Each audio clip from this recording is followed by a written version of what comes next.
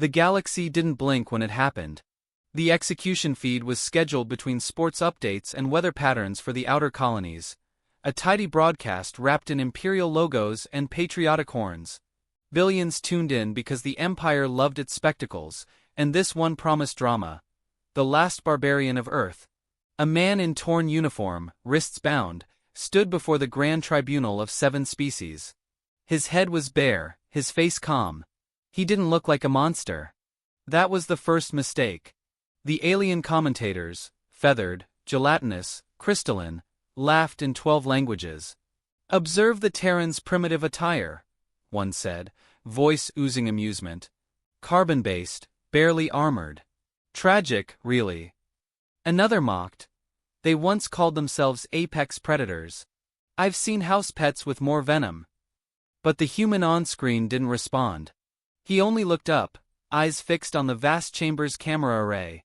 Somewhere, deep across the stars, he knew someone was watching. He smiled faintly and whispered a single word before the disintegration beam cut him from existence. The sound was faint, almost lost beneath the applause. One syllable, soft as breath. Yaga. On Earth, no one moved. The cafe lights on Luna flickered as the replay looped again and again, each version sharper, crueler. A waitress dropped her mug. Hot coffee splashed her wrist. No one noticed. Across the counter, a woman sat motionless with both hands wrapped around a teacup gone cold. She was in her early 30s, pale from years spent indoors, hair tied back in a simple braid. Her eyes reflected the dying pixels of the man's face. A voice broke the silence. "You knew him?" The neighbor from next door, an older woman, curious and frightened, stood in the doorway. The younger woman nodded once. "My husband." Her voice was calm. Too calm. "They said he was a terrorist." "They say a lot of things," she murmured, setting the cup down. The sound of ceramic on steel echoed like a gunshot. "But they filmed it live. That was their mistake." The neighbor hesitated. "You should rest, dear." "I've been resting," she said softly. "For 5 years." The broadcast rolled again. The commentators praised the efficiency of the Empire's justice system. One even joked that humans should thank them for erasing their violent genetics. The laughter in the feed sounded almost human, and that was what made it unbearable. She rose from her chair with mechanical grace. The floor creaked beneath her bare feet as she crossed the small apartment. Through the window, Luna's gray horizon shimmered beneath the reflection of the Empire's insignia projected onto the colony dome, a symbol of control of peace. She reached for the blinds and closed them. Darkness fell over the room, broken only by the faint green light from the terminal on her counter. She brushed the dust from its surface. The device hummed, as though it recognized her touch. A coded prompt blinked. Authentication required. She pressed her thumb against the glass. For a heartbeat, nothing happened. Then the light deepened to crimson. "Voice identification," said an old machine tone.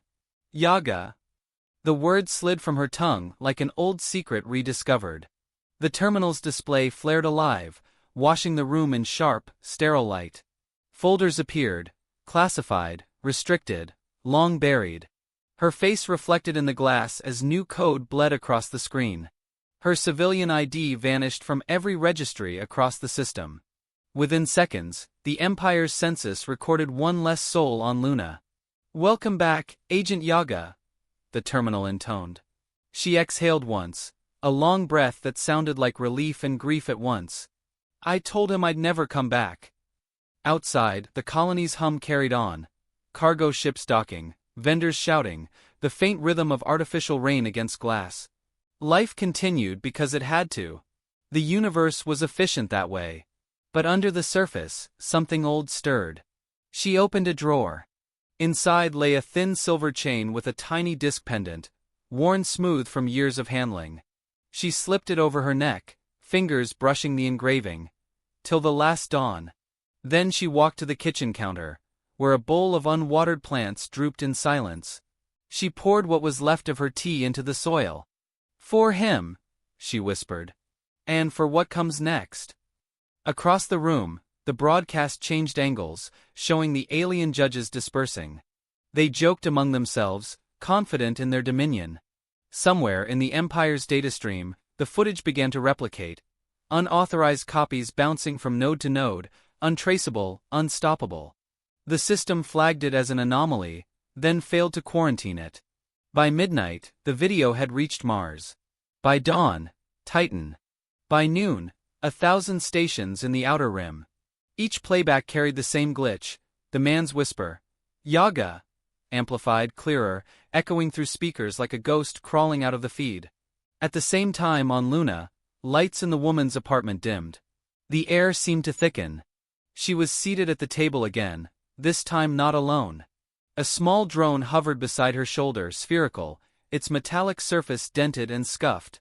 It emitted a cheerful tone. "Morning, ma'am," it chirped. "You've missed your mandatory grief counseling session again." "I'm catching up," she said, eyes on the screen. "Ah. Watching state television always helps with closure." "Closure's overrated." The drone rotated, analyzing her pulse. "You're too calm. Statistically, humans exhibit sobbing or projectile violence after spousal termination events." "I'll get to it," she replied. "In my own way." The drone paused. "You're smiling." "I'm remembering," she said simply. Her husband's last word wasn't random. It was an activation phrase, one they'd agreed upon years ago during a war the Empire pretended never happened. It meant, "The gate opens." She keyed a final command into the terminal. A soft chime sounded, confirming transmission. Across the void, old Terran satellites woke from decades of slumber. Tiny glimmers appeared above Earth's orbit, aligning themselves like constellations shifting into a new pattern. From orbit, it might have looked beautiful, like dawn breaking where there should be none. The drone drifted back, uneasy. "Ma'am, what did you just do?" "I set the table," she said. "Guests are coming." The machine hesitated. "Guests?" "Empire officials," she said, tone light. "They'll want to know who Baba Yaga is." "And who is she, ma'am?" The woman's eyes gleamed, catching the faint glow from the terminal. "A wife," she said softly. "And wives don't forget." Outside, in the cold lunar dark, the first human warship that had been mothballed for a century flickered awake. Its hull lights spelled an old phrase from Earth's forgotten mythology. "Politeness is a weapon." The woman watched the screen as the Imperial logo faded into static. Her reflection merged with the last image of her husband, two ghosts occupying the same frame. For the first time since the broadcast began, she smiled without sorrow. The world thought it had just witnessed a death. It hadn't realized it had witnessed a summons. And somewhere in the endless silence between stars, the universe shivered, as if it too had just remembered who the humans were. The cargo freighter Halcyon Drift moved like a ghost through the void, engines whispering against the hum of the stars. Inside, the corridors smelled of metal and old oil, a scent only humans found nostalgic. The woman who once called herself Yaga walked down the dim passage, her boots making no sound. Her new name on the manifest read Lena Ward, botanist, age 34. She carried a crate marked fertilizer, though the real cargo slept inside, a sphere of coated nanite dust that could eat a city if she whispered the right word.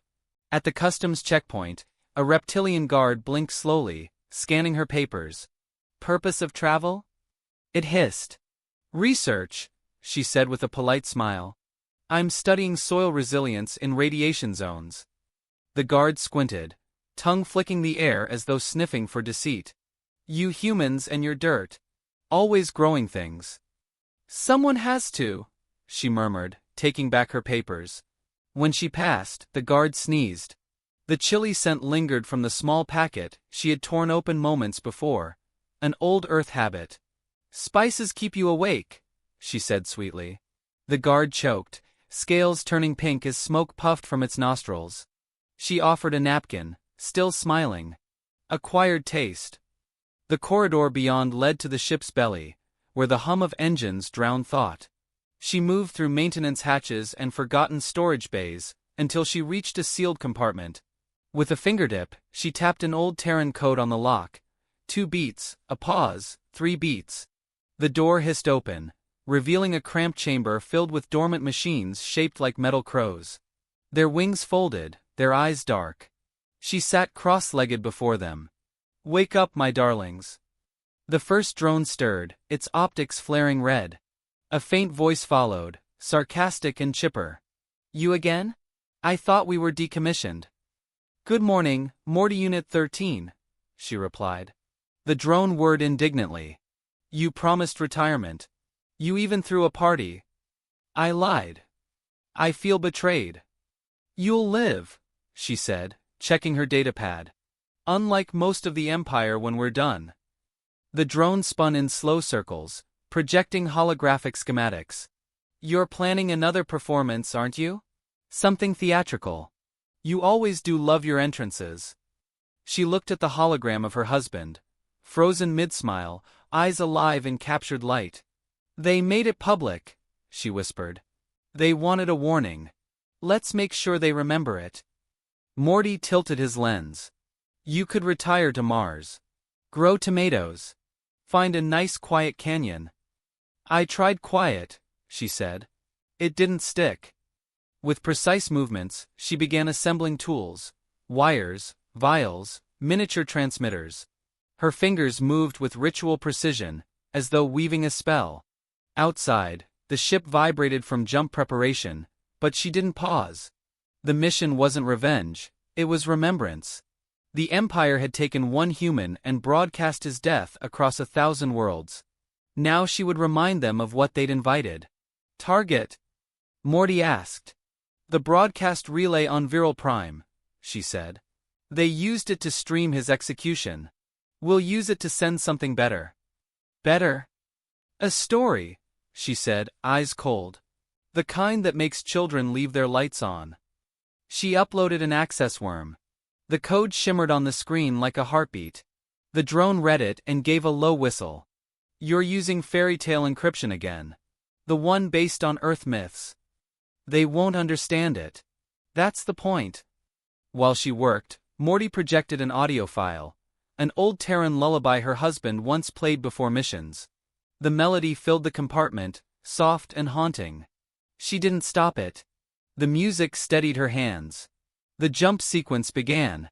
The stars outside blurred into light. Cargo containers rattled. Somewhere overhead, a maintenance crew cursed. But in the sealed compartment, calm reigned.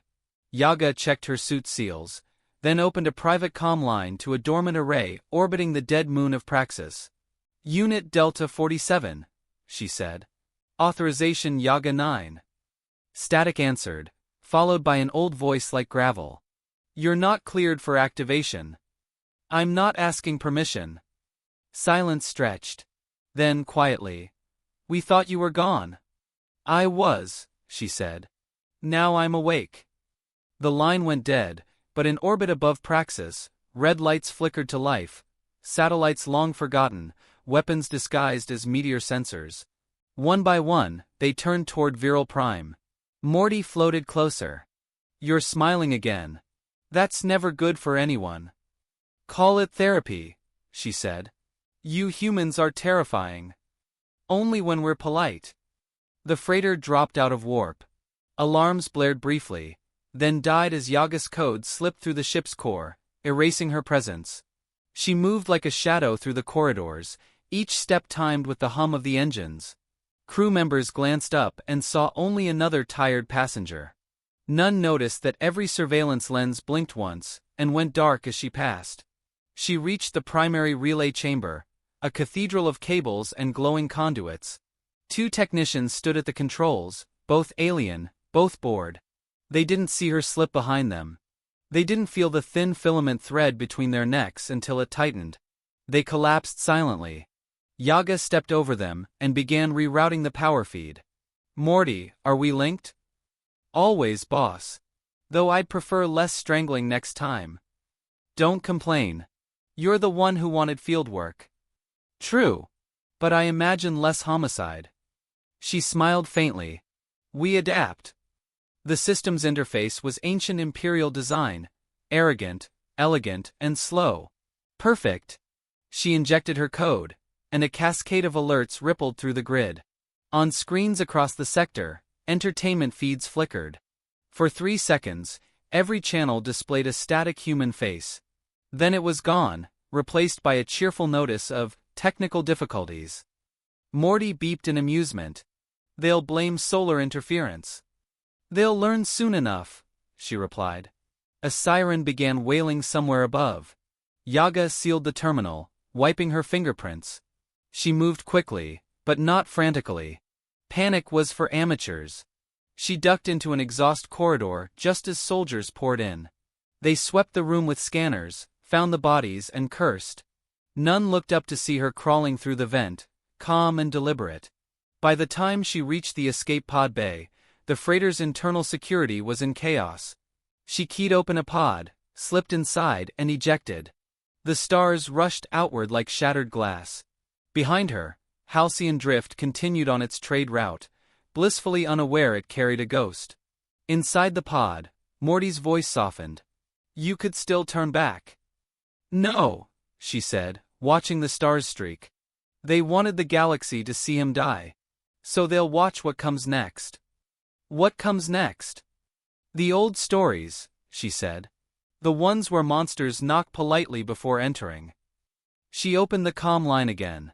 Her message traveled on frequencies older than the Empire itself, wrapped in encryption written in nursery rhymes and ghost legends.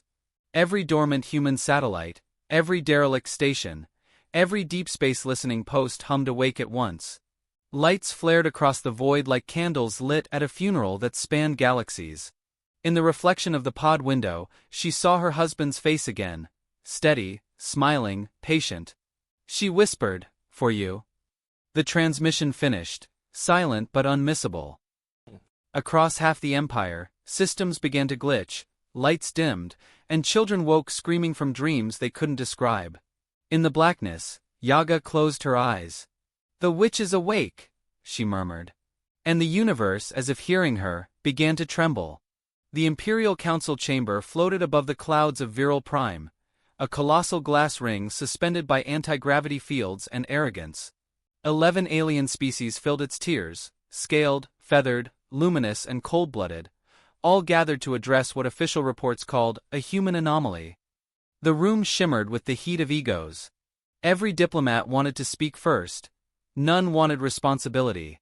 At the center of the chamber stood the Emperor, a crystalline being whose form pulsed with light. "One vessel," he said, voice fracturing into harmonics. "One human." Yet 4 relay networks collapsed. "Explain." No one did. A lizard-like admiral twitched. "An isolated terrorist. Humans have a tendency toward dramatics. They are storytellers, not soldiers."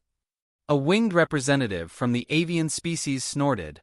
"Then tell me why the broadcasts loop in patterns that mimic brainwave synchronization? My hatchlings cannot sleep." The Emperor's radiance dimmed. "The message plays still?" "Yes," said another delegate. "The same phrase, 'We were polite once.' Over and over." The words rippled through the chamber like a curse. A holographic screen flickered to life midair, unbidden. Static filled it, then a face emerged, female, human, serene. Steam curled from a teacup in her hand. The council froze. "Apologies for interrupting," the woman said with a calm smile. "I heard my name mentioned." The admiral sputtered. "Who authorized?" "Please don't shout," she interrupted gently. "Your vent system can't handle carbon spikes.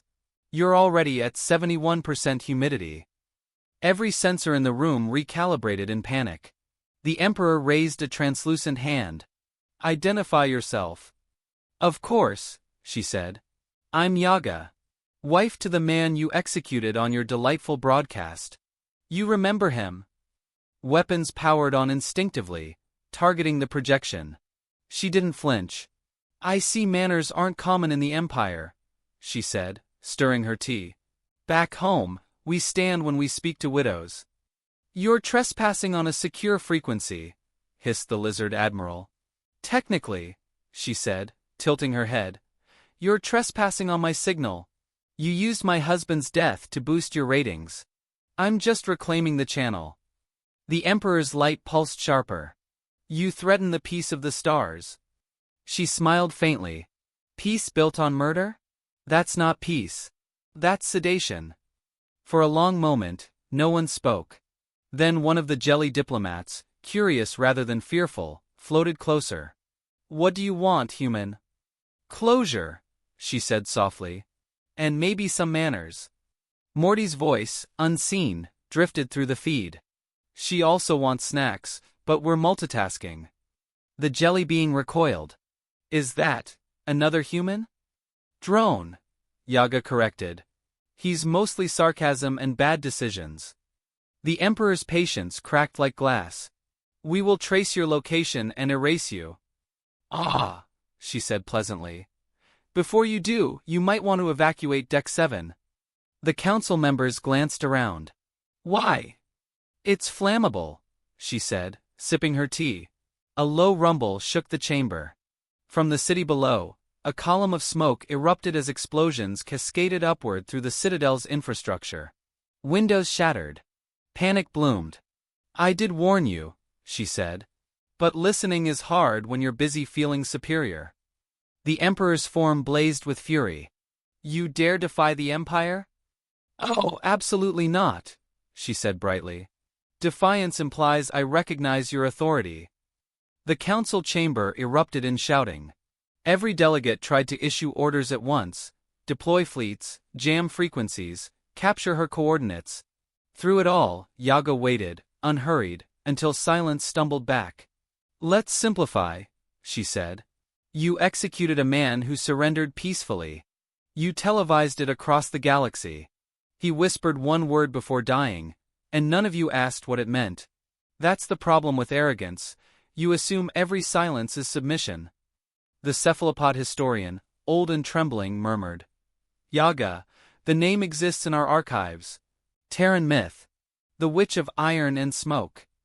Stories travel, she said. We made sure of that. The Emperor leaned forward, voice glacial. What are you truly? A homemaker, she replied. Just cleaning up after my husband's murder. Alarms flared again. Council screens filled with red. Fleet navigation offline. Thousands of Imperial warships spun in confusion. Coordinates scrambled, engines locked. The Admiral slammed his claws against the console. How is she doing this? Same channel you used for the execution, she said mildly. I piggybacked on your broadcast grid. You gave me access to every system when you chose spectacle over wisdom. Never stream live, rookie mistake. Morty chuckled. Also, she rerouted 10,000 ships into a sun. Probably important to mention. Details, she said. Gasps rippled across the chamber. The avian delegate screeched. You've doomed billions. Not billions, she said. Just fleets. Billions can still learn. The Emperor's glow dimmed to a menacing amber. You will answer for this. Humanity will answer. She placed her cup down, precise and gentle. Humanity already answered when you pulled the trigger. The jelly diplomat's voice quivered. You'd wage war against the galaxy for one man? Her gaze softened. No.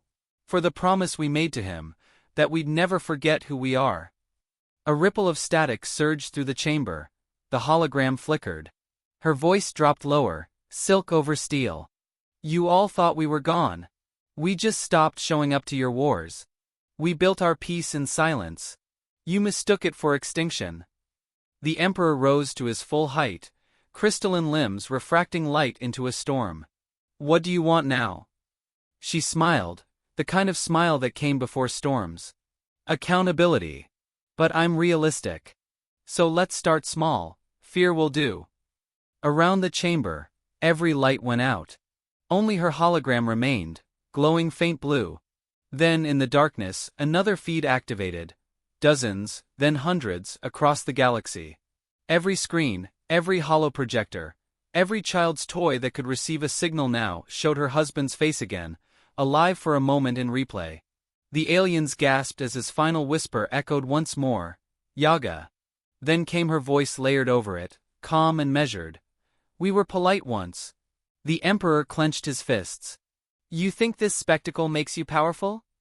No, she said. It reminds you that you're fragile. Static swallowed her image. For a heartbeat, there was peace. Then the entire planetary network crashed. The chamber plunged into emergency crimson light. Delegates screamed orders. Communication grids fell silent. Navigation arrays froze. Outside, the Empire's shining fleets drifted helplessly, their engines whispering the last human signal still echoing in their cores. We were polite once.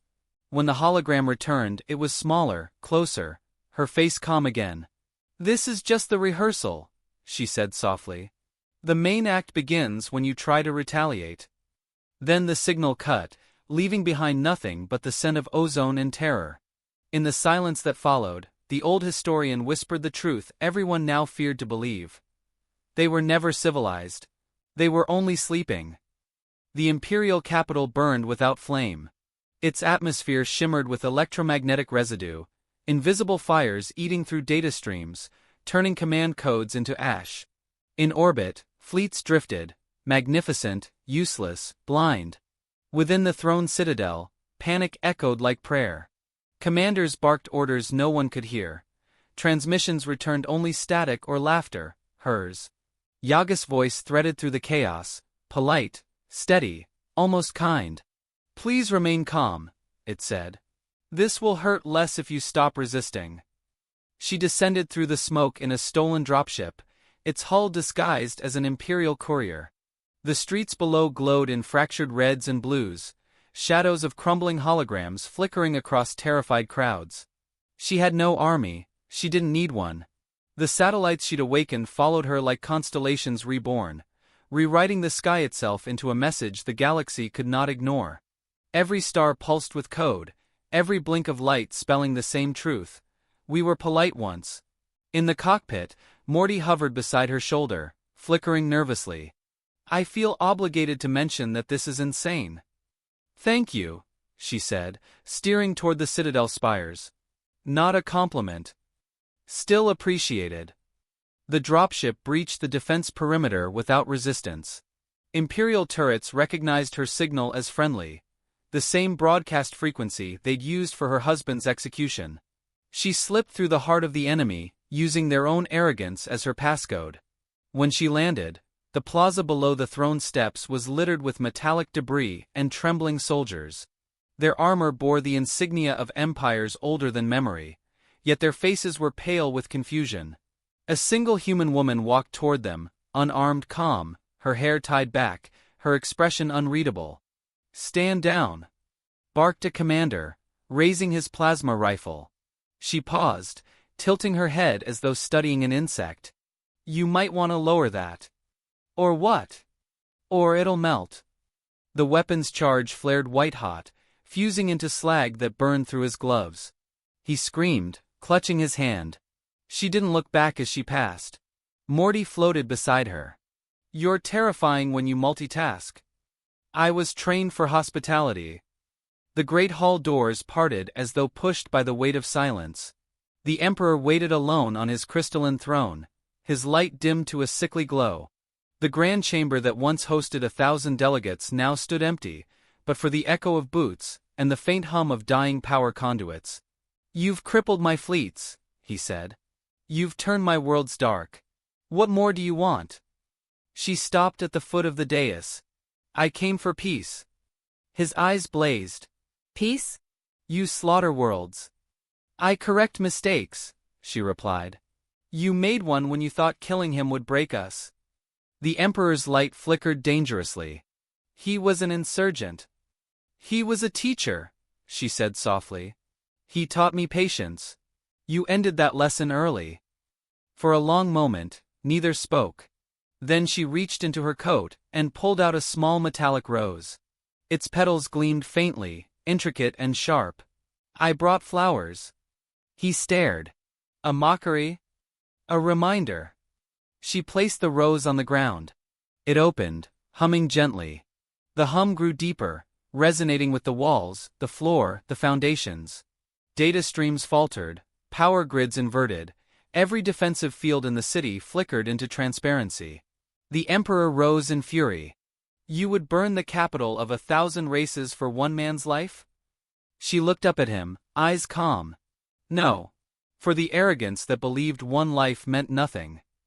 Energy burst from his hands, a blinding storm of light that shattered the throne platform. She raised her palm. A translucent field bloomed from her wrist implant, absorbing the wave. When it cleared, she was still standing, her hair whipped loose, her gaze unwavering. Your reign ends, she said. But I'm merciful.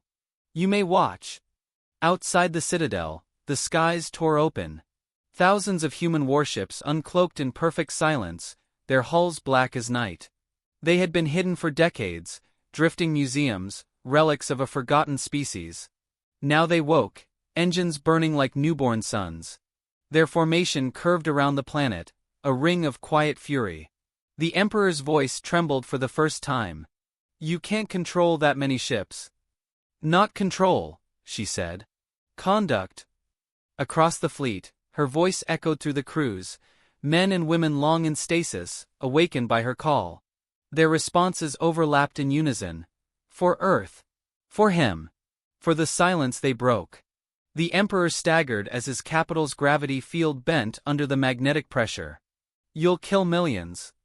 She looked at the rose blooming at her feet. No. I'll remind them. The rose opened fully, and from it emerged a pulse of light that rose through the shattered roof into the clouds. It spread outward, touching every broadcast tower, every network, every relay left alive. Across the galaxy, every screen turned to white, then replayed the Empire's execution broadcast, but reversed. The beam that had disintegrated her husband now restored him frame by frame, pixel by pixel, until his face smiled again. Then her message overlaid the image, calm and clear. We are not your enemy. We are your consequence. The Emperor fell to his knees, light leaking from his fractures. What are you? He whispered. She stepped closer, her shadow cutting across the dying throne. I'm what happens when love outlives fear. Outside, the fleet fired, not weapons but light. Each ship projected symbols into the void, human constellations remade. Orion raising his blade, Perseus lifting a torch, names from Earth written in starlight. The galaxy's night sky became a story told in fire, a warning that would linger long after empires crumbled. Morty hovered near her shoulder, voice quiet now. You did it. You won. She shook her head. No one wins. Some of us just stop losing. The Emperor's form collapsed into shards of fading brilliance. Silence followed, deep and heavy, the kind that comes only after centuries of shouting. She turned away, walking back through the ruined hall. The marble floor reflected her steps like ripples on water. Behind her, the rose's hum softened until it faded completely. Ma'am, Morty said, hesitant. What now? She paused at the threshold, looking up through the fractured ceiling, where her husband's face still glowed faintly among the stars. Now? She said. Now we keep our promise. The dropship engines roared to life. As she lifted off, the capital below dimmed to darkness. Her fleet followed her into the upper atmosphere, forming a slow spiral, a funeral waltz written across the cosmos. Her final transmission spread across every surviving network. Humanity wanted peace. You taught us performance. So this was our encore. And with that, the ships vanished into slipspace, leaving behind a sky still echoing with their message. 3 quiet words that would haunt the galaxy for generations. We were polite once.